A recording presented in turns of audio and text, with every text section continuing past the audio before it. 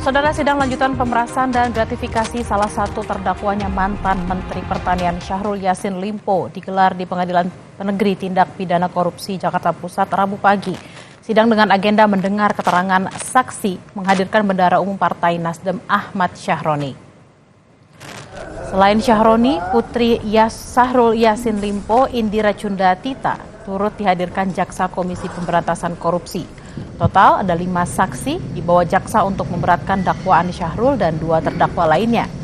Ketiga terdakwa dinilai jaksa melanggar Undang-Undang Tindak Pidana Korupsi karena memeras pegawai Kementerian Pertanian sebesar 44,5 miliar rupiah periode 2020-2023. Lalu apa saja yang digali hakim dari keterangan Bendahara Umum Partai Nasdem Ahmad Syahroni di sidang saksi Syahrul Yassin Limpo? Kita tanyakan langsung pada jurnalis Kompas TV Tifal Solesa di Pengadilan Tipikor Jakarta. Tifal, sebelumnya ada keterangan dalam sidang ada dugaan aliran dana 850 juta ke Partai Nasdem dari SYL. Lantas apa kesaksian dari Ahmad Syahroni terkait aliran dana ini?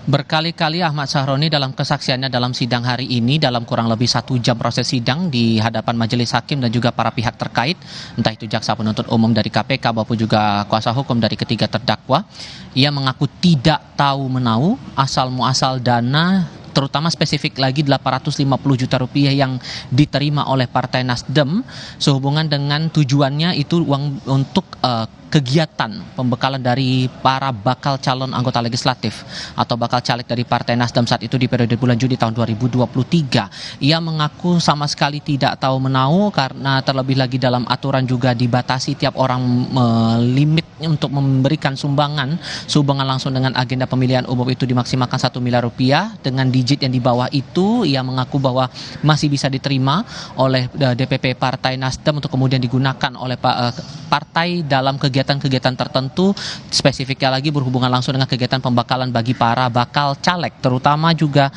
tadi dalam beberapa kesempatan ia menyampaikan bahwa dalam beberapa kesempatan aliran dana juga diterima, ataupun ia mengaku sekali lagi tidak tahu soal dana yang dipakai untuk pembagian sembako, kemudian pembagian hewan kurban yang dilakukan oleh organisasi sayap partai Garnita yang juga dijabat langsung kepemimpinan organisasinya oleh anak Syahrul Yassin Limpo yang juga ikut bersaksi dalam sidang hari ini. Ia mengaku tidak tahu juga karena alasannya kegiatan tersebut tidak ada perintah langsung dari Ketua Umum Partai Nasdem Surya Paloh, dan kegiatan-kegiatan dilangsungkan oleh organisasi sayap partai itu sepenuhnya merupakan otoritas dari organisasi sayap itu sendiri. Tidak ada perintah langsung dari Dewan Pengurus Pusat atau DPP partai. Lebih lengkap saya ajak Anda untuk mendengar keterangan yang disampaikan oleh Syahroni dalam proses sidang hari ini di hadapan Hakim Ketua Rianto Adampoto. Uang itu mengalir, ya. Saudara tidak tahu berapa kali, ya. Apakah saudara mengetahui bahwa uang itu selanjutnya mengalir ke saudara Yuli, staf saudara di bagian akunting di Nasdem Tower? Tidak tahu, yang mulia. 3 kali datang. Uang ini besar, Pak. Dia staf saudara, iya kan? Masa dia tidak melapor ke saudara, Pak, kami menerima sumbangan sekian? Siap, yang mulia. Izin menjelaskan. Biasanya secara non teknis yang kecil-kecil, yang mulia, dia tidak lapor karena sudah ada kepanitiaan itu, yang mulia. Jadi sifatnya kalau yang bendahara umum, saya sebagai selaku bendahara umum, yang mulia, itu yang besar-besar, yang mulia. Kalau yang kecil-kecil non teknis enggak, yang mulia. Bentar, ya, di kepanitiaan yang tadi yang saya tanyakan ini, ketua panitianya, apakah ada bendaharanya enggak? Nah, itu tidak tahu, yang mulia. Sudah tidak tahu. Ini masalahnya diserahkan di Nasdem Tower uang ini. Iya kan? Ke Nasdem Tower itu kan kantor DPP Nasdem di situ kan? Iya, yang mulia. Masuk ke situ 3 kali jumlahnya ini. Tapi memang yang diserahkan 850, tapi yang masuk ke Nasdem Tower itu 800 juta. Sudah diakui oleh yang penerima dan yang menyerahkan itu, dan diakui juga oleh Joyce bahwa 50 juta dia pakai untuk kegiatan yang lain. Seperti itu.